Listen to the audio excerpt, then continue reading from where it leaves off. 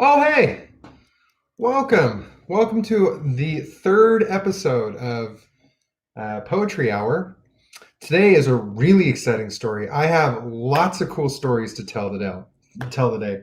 We also have a really rad book that I get to share with all of you that will be able to craft some really exciting poetry based on it. So, today is a rainy day in Salt Lake City. Hopefully, you're at home, warm, got your tea brewing. I got mine brewing only just moments ago, so we'll get this going. If someone would set a timer for like 4 minutes, that would be fantastic. Just let me know when it beeps. If not, I'll see if I can pay attention to the timer. So, let's get down to it. Where are we at so far? Well, we have written four poems over the course of our two episodes now, and hopefully we'll write some more today. We got some really great constructive criticism yesterday from one of our viewers, and they were very generous with their critique and their analysis. And so I would hope that we can bring some of that feedback to this session. Today, we're bringing out my Olympia. I have a couple Olympias, but this one is particularly interesting. This one was manufactured in New York, and actually, it was made in Western Germany, but it was sold in New York. I really love this typewriter. I got a nice American flag because it's absolutely beautiful. Hey, what's up? So, with that said, here's my story. Okay, so yesterday we finished off my second book of poems that I had in my house, and after I did, after after I did a KonMari of my library recently, I let go of all my poetry. Most of it was just stuff I didn't really much care for anymore. So yesterday, when I shared the poems of Jesse Parent, that was the last book of poetry I had.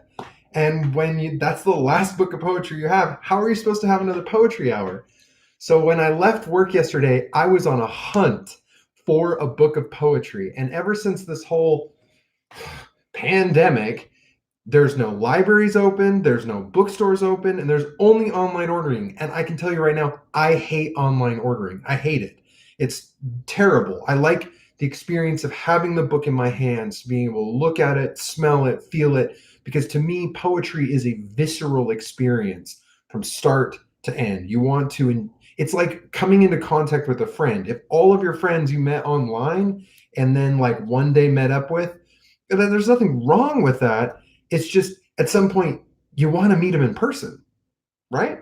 So with that, I was on a hunt, and the bookstores were all closed, and so I was like, where am I going to find a book of poetry?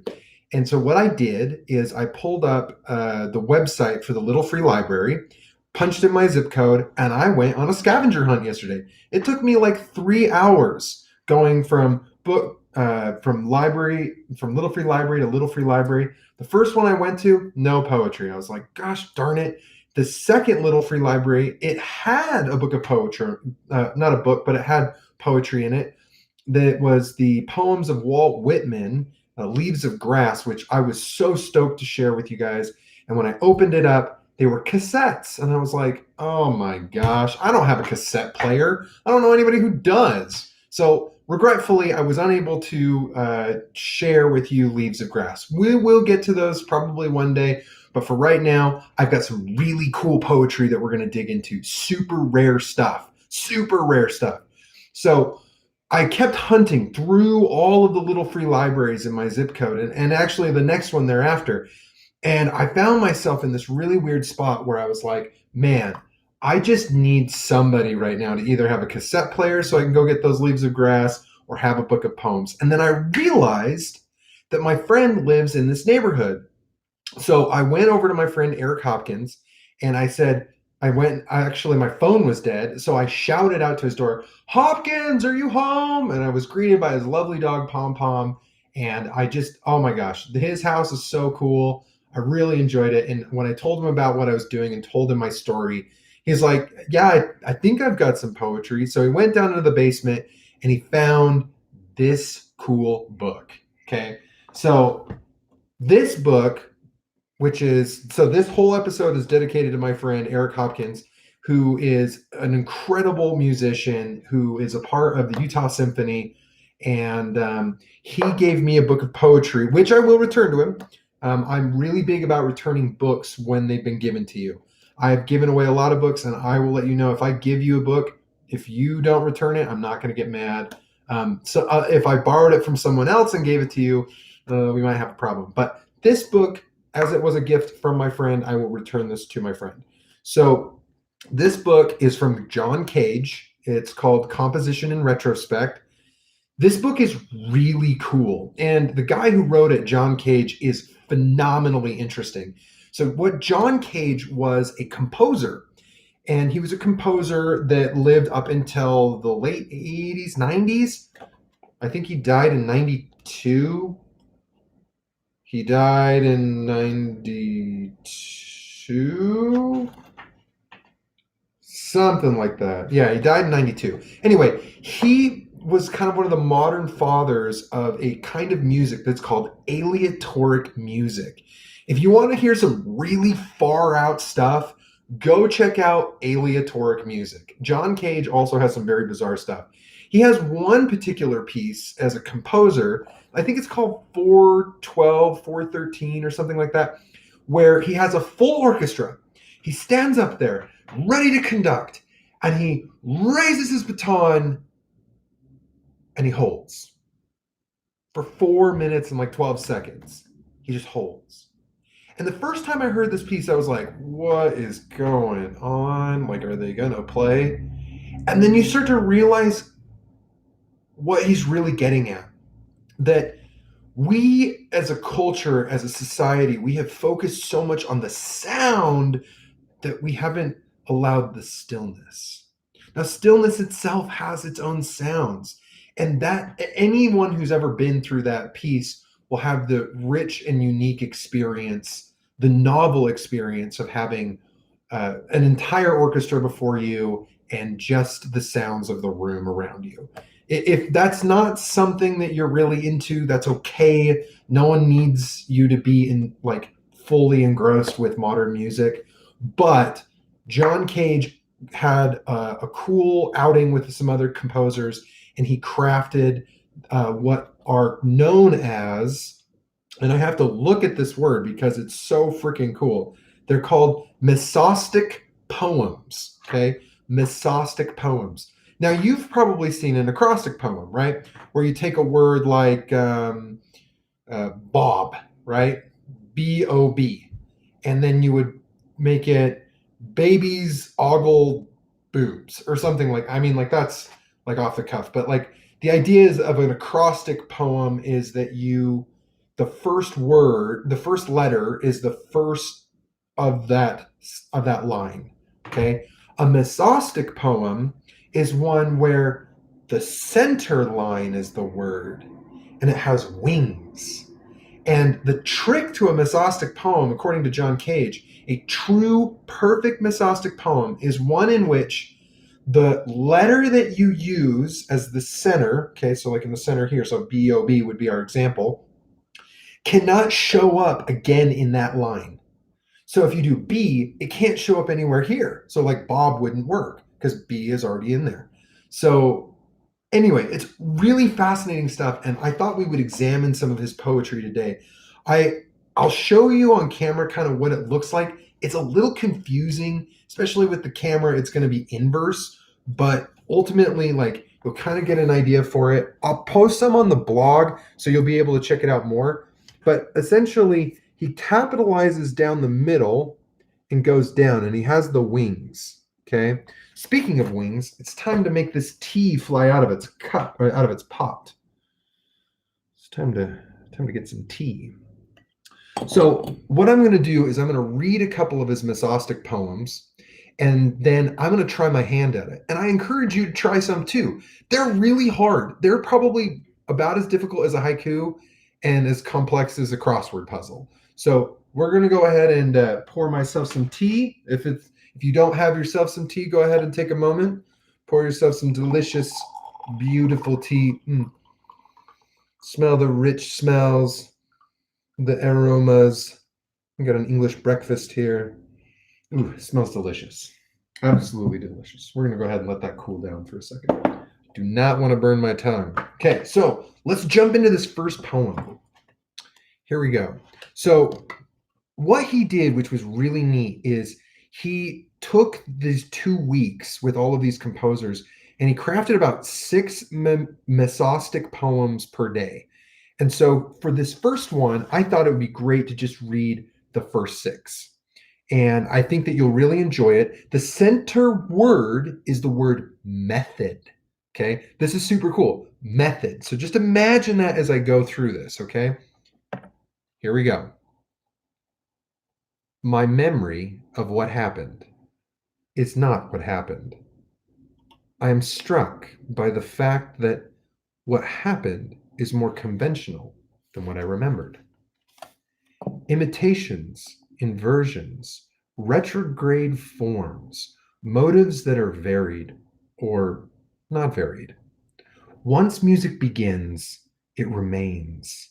He said the same. Even variation is repetition. Some things changed, others not. Schoenberg.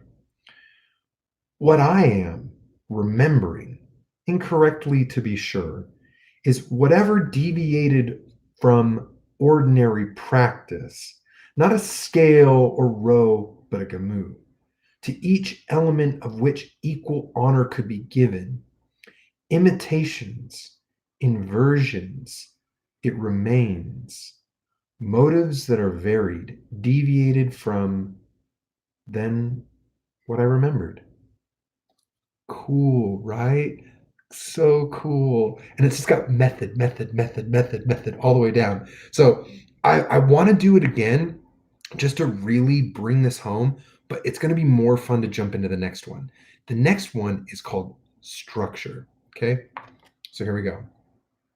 The division of a whole into parts, duration, not frequency, taken as the aspect of sound, bringing about a distinction between both phrases and large sections. Many different distinctions could be thought of, some, for instance, concerning symmetry, horizontal or vertical. But what I thought of was a rhythmic structure in which the small parts had the same proportion to each other.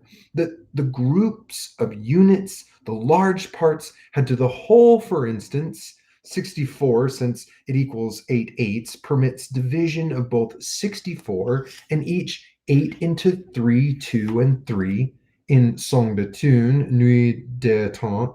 Satie divided 4 fours into 1, 2, and 1, 4, 8, 4. And in other pieces, he worked symmetrically, counting the number between. Succeeding numbers following addition, 6 plus 2 with subtraction, 6 minus 2, and or reaching a center of a series of phrases, counting by going backwards, 6, 8, 4, 7, 5, 7, 4, 8, 6, 6, being the center horizontally, 5 vertically. Thus, a canvas of time is provided hospitable to both noise and musical tones upon which music may be drawn, space in which the small into the center horizontally, 5 vertically, 4s into 1, 2, and 1, 4, 8, 4, and or reaching of time is provided hospitable to both noise as the aspect of sound permits a distinction between. So let's go ahead and dive into this, right? I think that there's a lot to unpack about John Cage. So we'll start with the first one with method. Now, the thing is about John Cage is he entered into the scene at a very intriguing time in music where if you go and like learn about the people who pioneered electronic music, they had a landscape of sound that other people have never had, like never had. And when you study music from about the turn of the century, like the industrialization, especially the industrialization of orchestration, it became intriguing how composers brought additional pieces that were outside of the traditional composition. For instance, you have the 1812 overture that features a canon, okay? Then when you reach into the 50s, there are even pieces that have these sounds. The typewriter, right? So John Cage himself, when he was in the 80s and the 90s, he was experiencing a world that was revolutionary, to be sure. As storytellers, when we encountered the internet, it revolutionized the way that we approach telling stories. And musicians, when they were examining their artwork in lieu of the new tools, there was an unstructuring, a deconstruction of music. And so it's perfectly in line with John Cage here to take an opportunity to take something that he's done for a long time, composition, and applied it to the world of poetry. And in the world of poetry, when you're a deconstructionist at heart, you're going to take the time to deconstruct first, like in his poem, Method. My memory of what happened is not what happened, right? So our memories, first and foremost, of what's happened in our lives are not what actually happened, right? When I told the story of how I came across this book, that's not what actually happened. That's my memory of it, right? I'm stuck, continuing. I am struck by the fact that what happened is more conventional than what I remembered. We might even say that things that happen are really bland, like kind of pedantic almost, right? Like I walked for hours. Walking is pretty conventional, and the way I tell the story, it makes it more fantastic, right? So I think that in this way, let's dig into the next stanza here. Imitations, inversions, retrograde forms, motives that are varied or not varied. So when we go about the process of telling stories, we use other stories. When we use poetry, right, we invert things. Like a mesostic poem is radically different than an acrostic poem. It's radically different.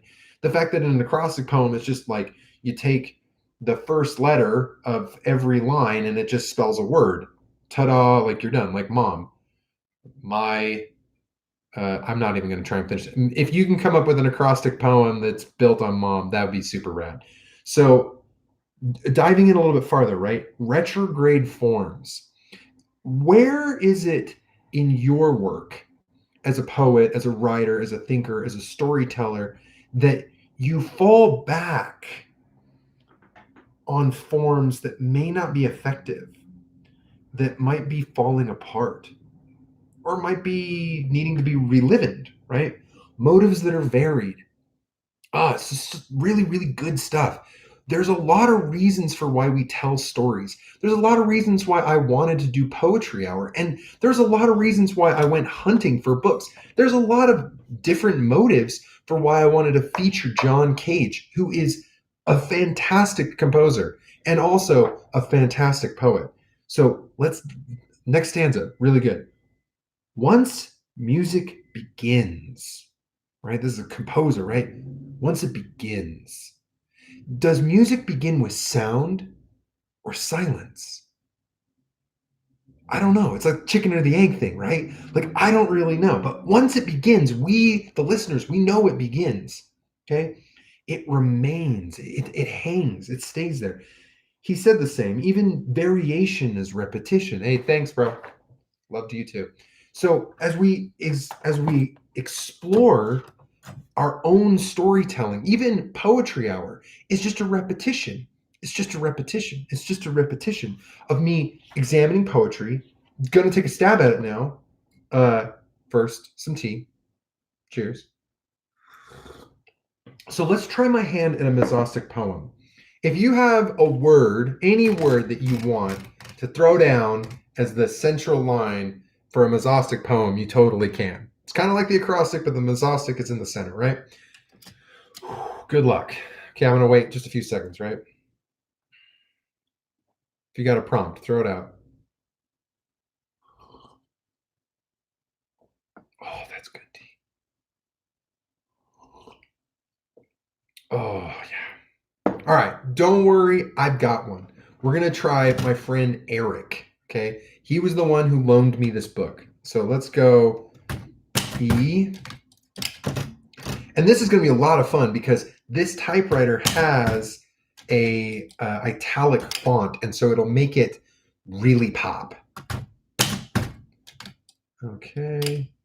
If I had my other typewriter with the ribbon on the red and the black, it'd look really neat. And I kind of wish that he would have done that, like in my own analysis of the poetry. Just having capitals can sometimes look messy, but because that's what he does to try and emphasize the spine of the poem.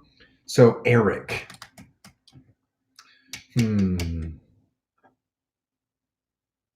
Dude, this is freaking hard. Immediately, my mind is like, how am I supposed to do this?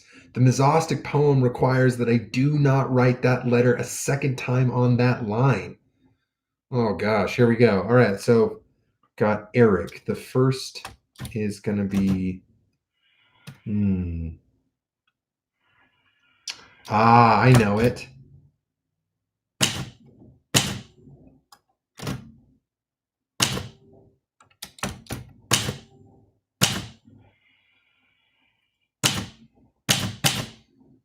Dreaming. Doesn't show, no letters show up twice, okay? So let's go to the next one. Oh, this one's gonna be hard. R. Gotta find a word where there's not two letters of the word R.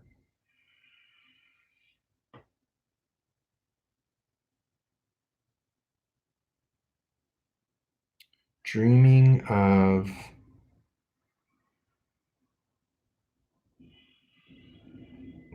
Dreaming of. Ooh, I got one. Dreaming.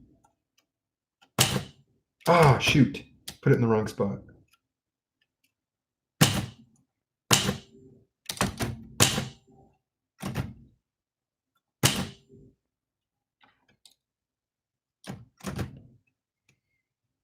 Oh, shoot. I screwed up. No. Ah, man. Stars. They're two S's. Dang it. So this is not a 100% perfect mesostic poem. It's what's called an imperfect mesostic poem. And I know that John Cage would totally forgive me for this. But let's go. Because he himself even screws it up, right? Dreaming stars.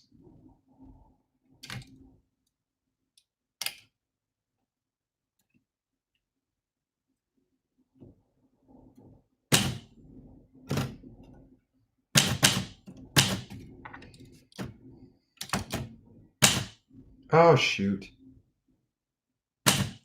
Put it in the wrong spot.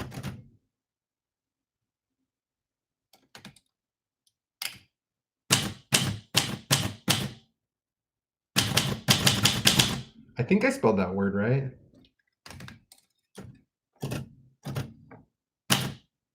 So my first attempt at a mesostic poem, everybody. Oh my gosh, this was way hard.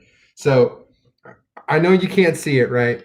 And I also made errors. So I'll probably clean this up for the Instagram. But it says Eric, which goes dreaming stars, bright constellations. It's not a perfect mesostic. There are duplications of letters. And I know that if I could sit down and like they did, they took a whole day to write these. And I'm just not going to take a whole day to write these. But I think that's a really cool style. And I wanted to examine a little bit more of his poetry here.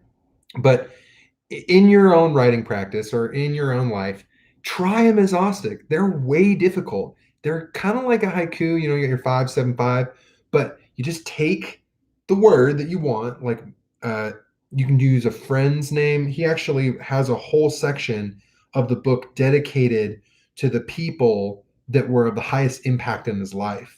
And he used those as the spine for the wings. So it's really cool stuff. If you've got like your mom's name or like a friend, they're really difficult. So be patient with yourself and don't rush the process, because whenever you rush poetry, you're gonna screw up. And that's okay. If you're a lot like me, where you like to do like improv poetry, like on the spot, and it becomes permanent on a typewriter, you're gonna make mistakes. And we have this saying here at the Poem Pros: typos make it real. Because when we live our life, when we go and we make poetry of our days, of our hours, of our work, we're gonna screw up. It's just how it's gonna go. And we can't hold ourselves accountable like that, right? Like even as we got Mr. Cage saying, right? Retrograde forms. Sometimes we're going to produce stuff that's going to kind of fall apart. That's what's going to happen. Okay. So I wanted to dig in a little bit farther. There's some other stuff here. Okay, here we go. This word is discipline. Oh, you guys might not know this, but right here in front of me, right here in front of my desk, I have my 5 values, my own personal 5 values. And there is right there in front of me discipline. Discipline is the thing that sets the weak from the great. That's what it does. If you will allow yourself the opportunity to be undisciplined, if you will say, you know what, I give you permission to be undisciplined. Also give yourself a moment to be disciplined, and you'll be amazed at what happens. So let's go ahead and dive into this, right? Let's make sure I got the first one. Oh, yeah, he did quite a few here. Oh, he did so many. It's so good. Discipline, discipline. To sober and quiet the mind so that it is in accord with what happens, the world around it open rather than closed, going in by sitting cross-legged, returning to daily experience with a smile.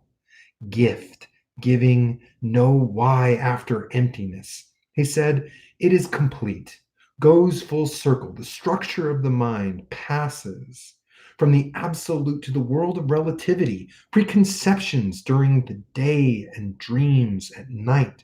Suzuki, the magic square, and then chance operations going out through sense perceptions to follow a metal ball away from likes and dislikes. Throw it on the road. Find it in my ear, the shaggy nag. Now, after success, take your sword and slit my throat. The prince hesitates, but not for long. Lo and behold, the nag immediately becomes again the prince he had originally keen and would never have again become had the other refused to kill him. Silence. Sweeping fallen leaves, sweeping up leaves 3 years later, suddenly understood, said, thank you. Again, no reply. To sober and quiet the mind, going in is in accord, returning, going out through sense perceptions with a smile. Lo and behold, the nag immediately begin again after emptiness. He sent us to the blackboard and asked us to solve a problem in counterpoint, even though it was a class in harmony, to make as many counterpoints as we could, after each to let him see it. That's correct now. Another. After 8 or 9 solutions, I said, not quite sure of myself. There aren't any more. That's correct. Now I want you to put in words the principle that underlies all of the solutions. He had always seemed to me superior to other human beings, but then my worship of him increased even more. I couldn't do what he asked. Perhaps now, 30 years later, I can.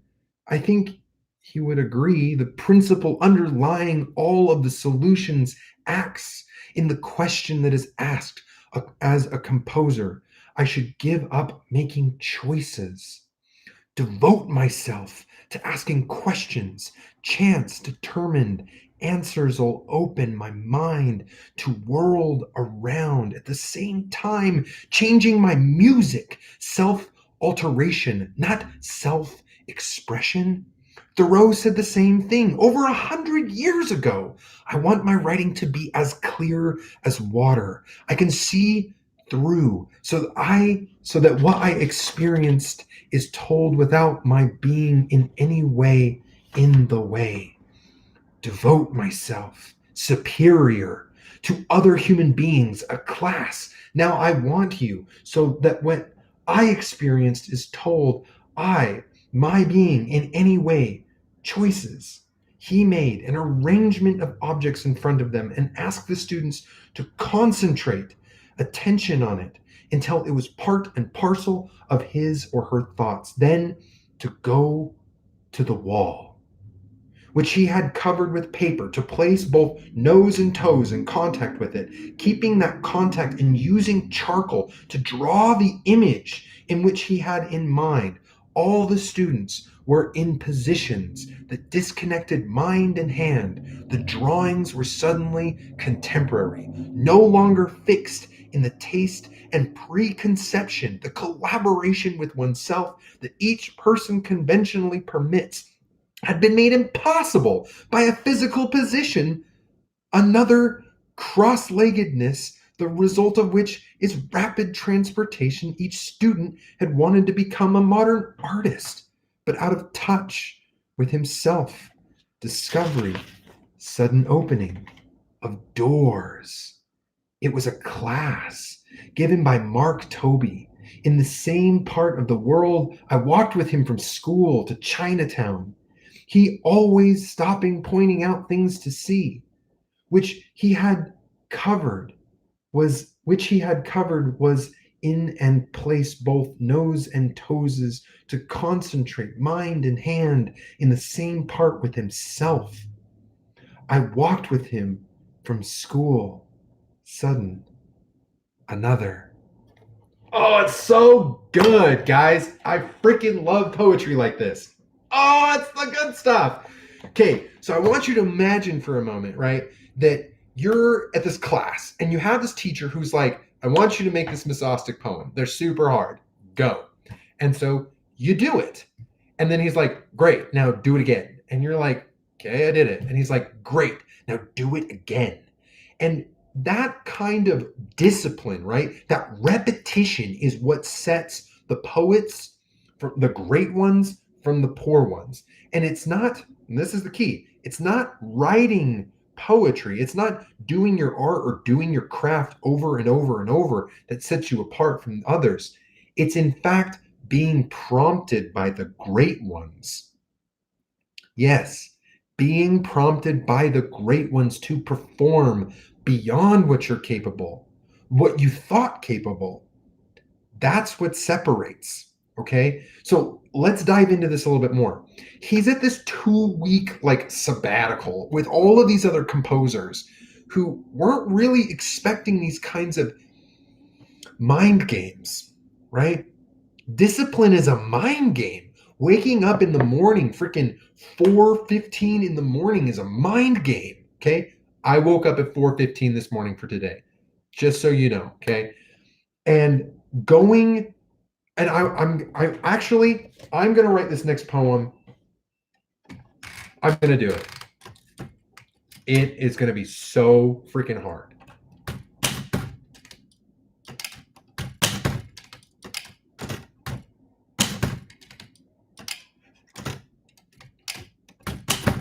Oh my gosh, I know that this is going to be so hard. It's probably going to take me the rest of Poetry Hour to do it, but it's worth it because I want to tell you about the most disciplined person I have ever experienced in my life. And it's an archetype. It's the bus driver. If you've never ridden the bus, I ride the bus every single day, to and from work. It's what I do. Okay. I ride it everywhere. I live a fairly carless life and I enjoy the bus, and I make the bus ride a part of my morning because they are an example of discipline. Here is a person who wakes up in the morning, freaking way earlier than I do, to get to work, to turn on the machines and get the buses running. That's discipline. The people who are out there making the buses run have discipline. Having the opportunity here to have my spine as bus driver is going to be First word, brutal. Okay. The bus driver is a brutal job. It's so brutal. I mean, the people that they have to deal with are, oh, some of them are really, really tough people. But other times, the people aren't the people in the bus that are tough. It's the people out there, and they navigate it, right? Oh, there's okay. So navigate, um, brutal. Hmm. I've got you. You is a really tricky one. So brutal.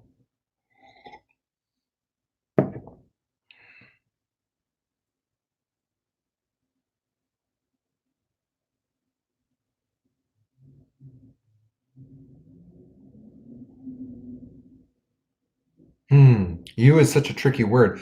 I can think this is why the acrostic poem is easier than the mesostic poem because it's easy when it's like right front and center, but when it's in the middle, like thinking of words that have you in the middle. Well, I've got my dictionary here. Maybe I could just let that like prompt me. Oh.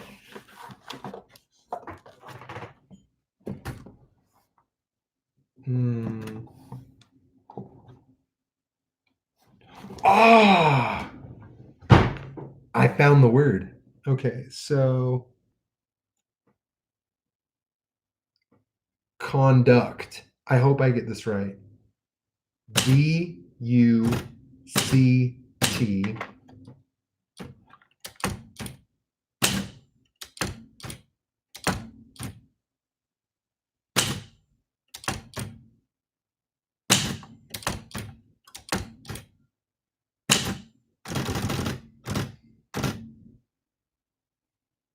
Is conductors OR or ER? Conductors or is it conductors? CON CON conductors. If you know the word how to spell conductors, you're welcome to throw it down. Conductors. Conduct. I meant confidential. Condominium.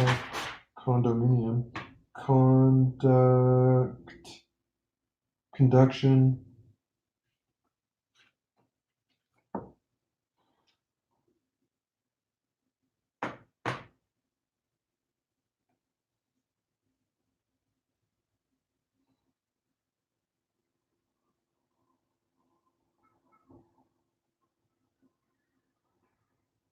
Hmm.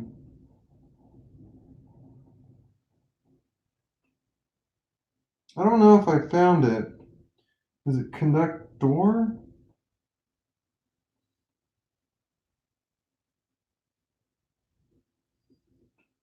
Oh, yes. It is conductor. TOR. But what if we did conducted?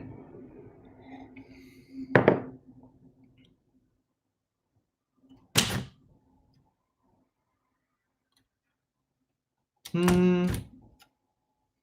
We'll just. I'm not going to go for purity. I'm just not going to do it. It's taking way too long. So, brutal conductors. Let's.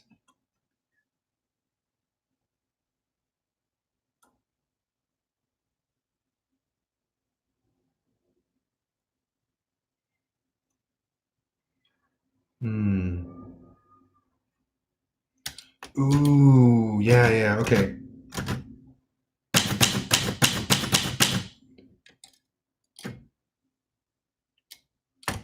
None of these are going to be perfect mesostics, but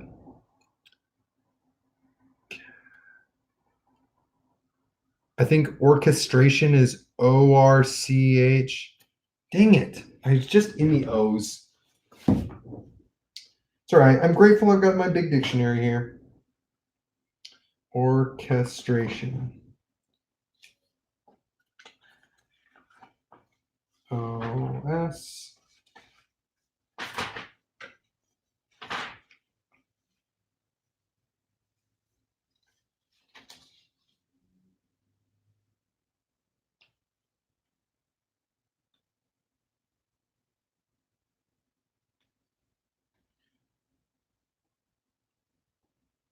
Yeah, it's Orches.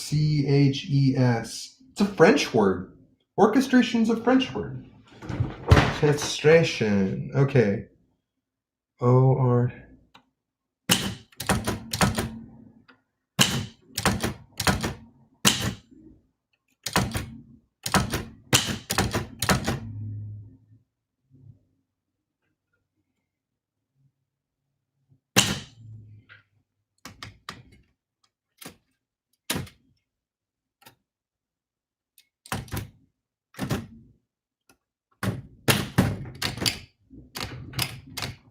Okay, now driver. Now we're at D.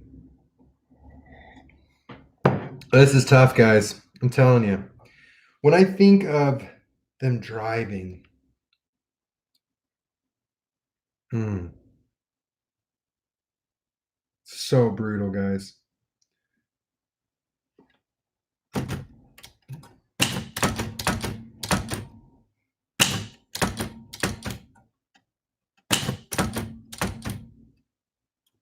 Hands. Hmm.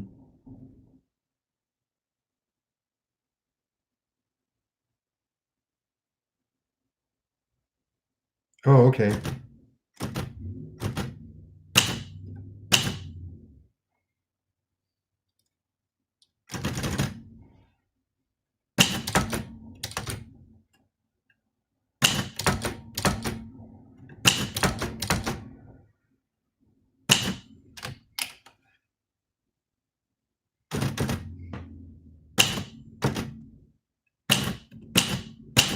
You know, my mind kind of goes back to that poem that he was writing when he was doing discipline, discipline, discipline, right? Like he talks about the prince.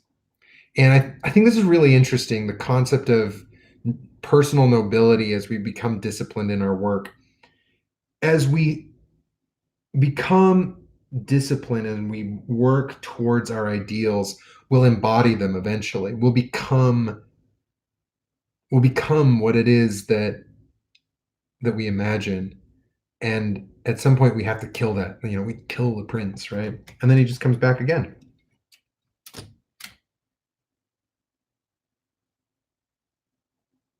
Hmm.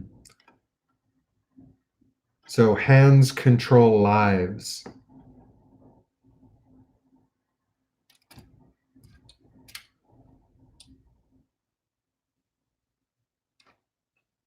Ooh.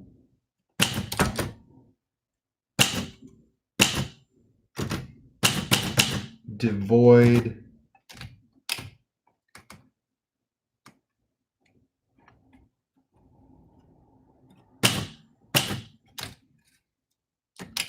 Um,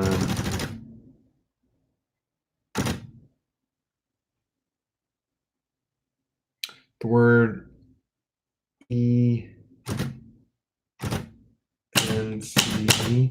So arrogance. I have a hard time with the word arrogance. If you know how to spell that word, that'll definitely save us some time. But I'm going to look up arrogance. It's Arrogance. Is that right? Arrogance.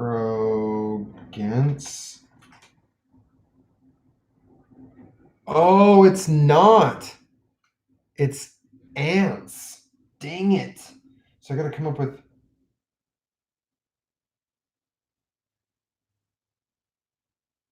Hmm.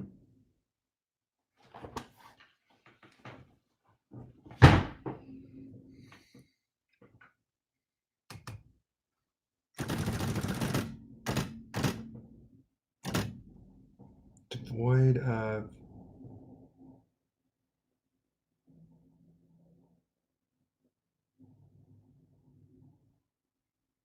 Hmm. Ooh.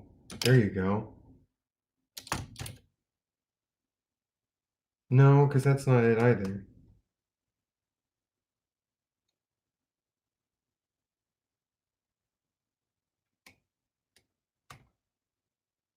Hmm.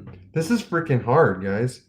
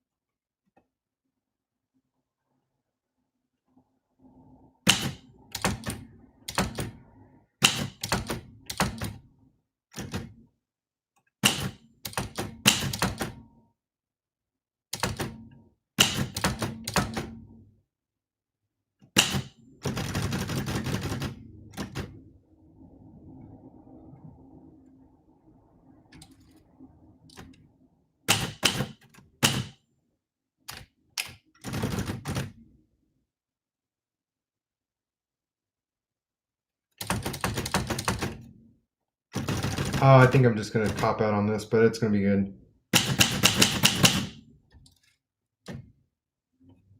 I mean, I say cop out, but like,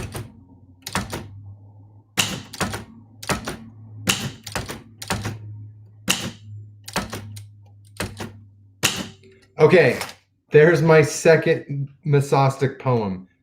Freaking way difficult. Probably has typos. I don't care.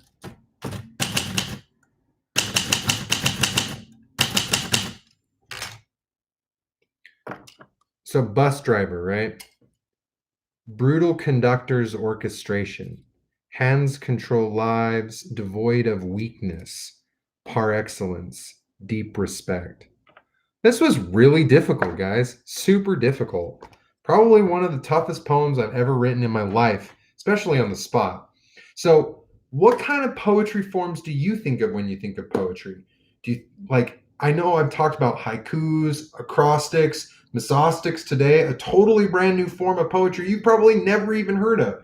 You've probably never even heard of the composer John Cage. So, what kinds of poetry forms do you know about?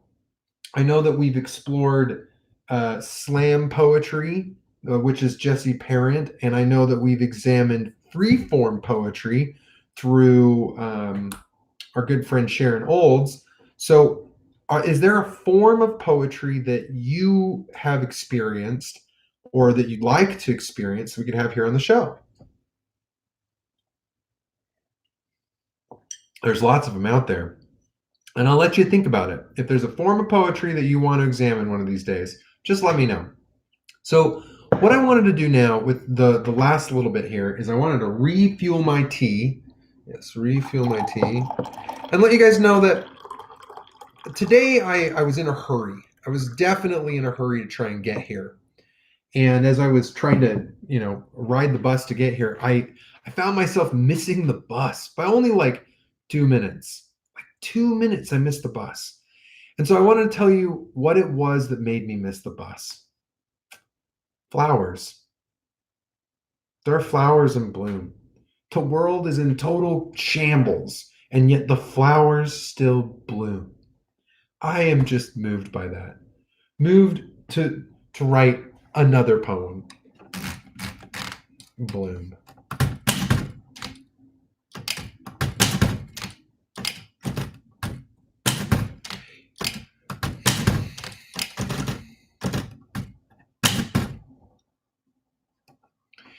And the thing that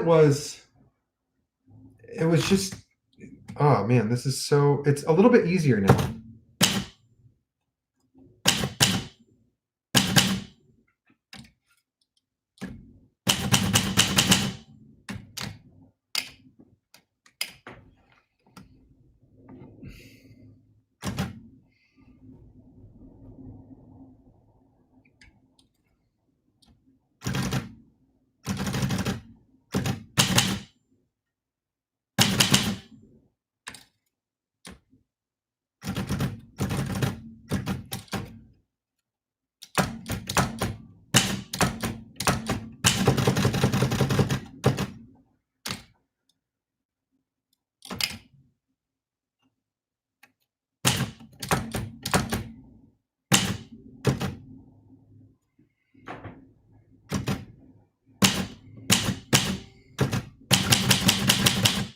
Ah, this one's good.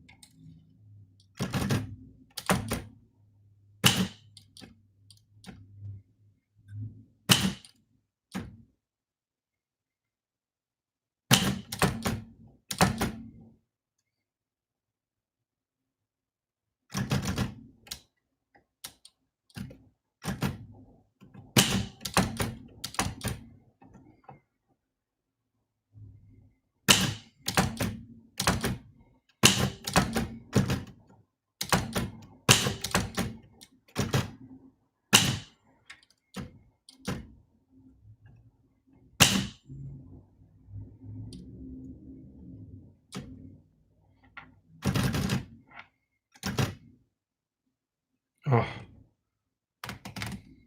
this one was a little bit more difficult. So I just finished it. This mesostic poem's central spine is bloom, and it goes, simple beauty, my little flower friends, growing pungent, make memory of them.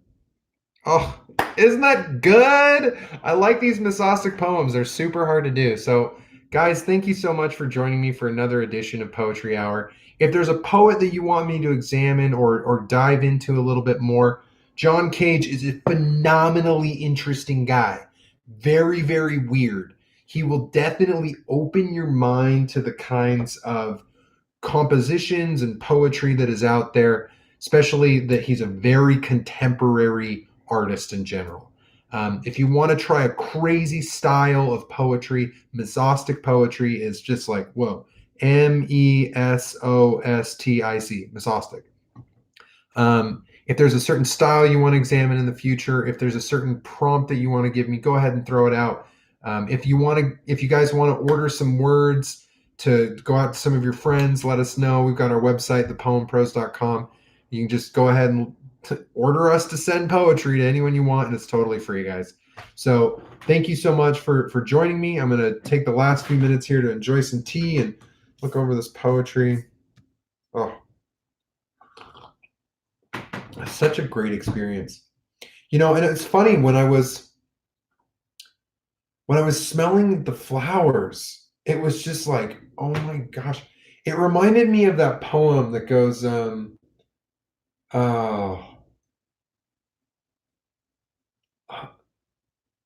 oh shoot, it's like right there. Oh, I forgot. But essentially, like the point of the poem is that we only live so many years to see the flowers bloom, you know?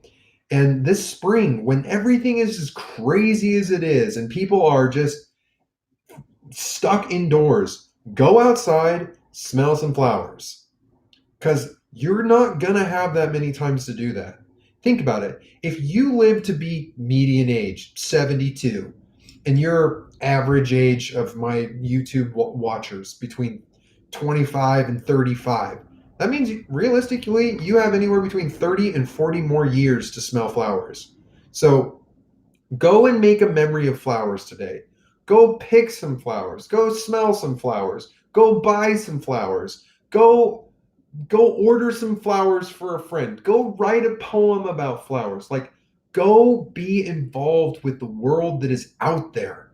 Because if you don't get involved with the world and the poetry that is enveloping you every day, you're going to miss out on life.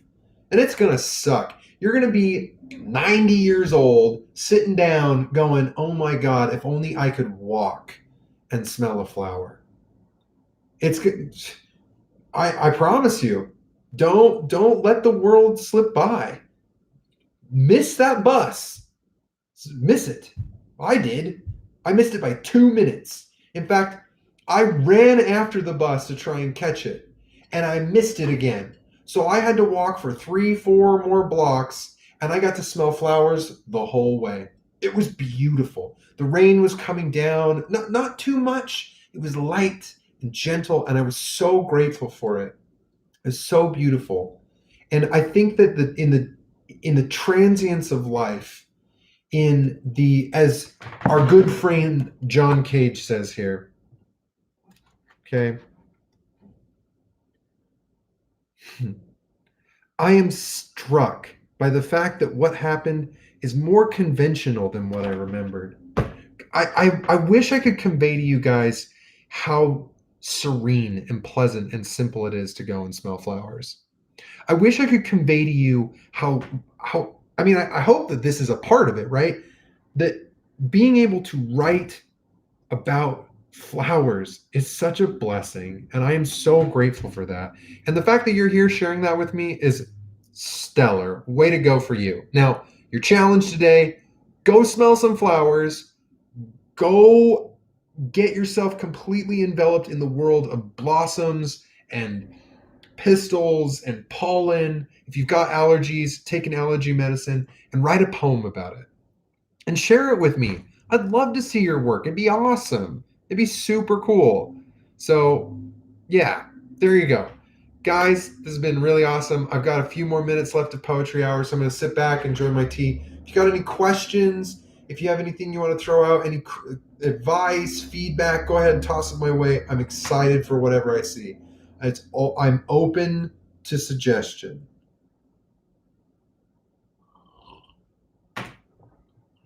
Again, the time is yours. Take it however you want.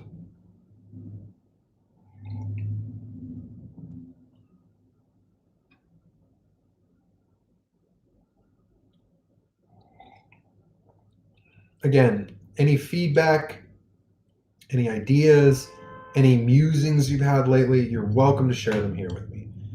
You've got about 2 more minutes left of the show. And so time is precious, time is sweet, and there are flowers soon that you will meet. This has really been a lot of fun, guys. I definitely enjoyed this being our third episode. Oh, I forgot to mention. Psst, I've got a secret. Stay with me. Stay with me.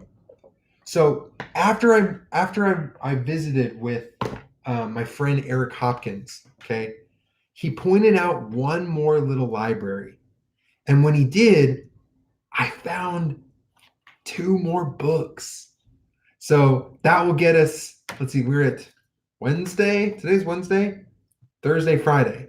And then my wife was kind enough to share some local poetry too. So that'll probably kick us off on Monday. So we've got a Lark Song Signal by Richard Cadell. I don't know anything about him, but I'll learn about him for you. And then we've got poems by Rita Dove, Thomas and Bula. So apparently this won the Pulitzer Prize. So I don't know anything about Rita Dove either. So I'm going to go ahead and learn what I can about Richard Cadell for you and learn what I can about Rita Dove. And we'll probably, if you could let me know which you'd be more interested in, Richard Cadell or Rita Dove, that would kind of make my job easier. But if you don't have a preference, I'll make a decision by tomorrow morning. And then the last one, which we'll probably do for Monday, which will be Yasa Pittman, which I don't know anything about this author. I think she's small time is not a really nice thing to say, but she self-published it. You can see her own personal thread here. It's a nice green thread. And we'll kind of dive into her poetry too. There's some interesting illustrations in this one too. So guys, again, thank you, ladies, gentlemen, everyone who enjoys poetry. I really deeply appreciate you taking the time to enjoy my channel. It's been or my feed or however I'm recording this. I appreciate you viewing this content. I'm very grateful that you've been here with me again for my third episode. Whenever you got any insights, let me know. I'm here for you. Thank you so much, guys, and have a great day. Okay, I'll just slide this over here and finish. And hey, I just turned off Facebook for a second. I don't know who you are, but I think you're super rad. Thank you for joining me for every single one of these for the whole time. Whoever you are, I really appreciate you. And even if you never make yourself known, you are the reason. You're the reason why I'm going out and trying to find this poetry, because you show up. And because you show up, I show up. So keep doing it. Whatever is going on in your life, whatever it is, if you can, go smell some flowers today. And remember this hour that we got to share together, because, well, it's for you. So, see ya.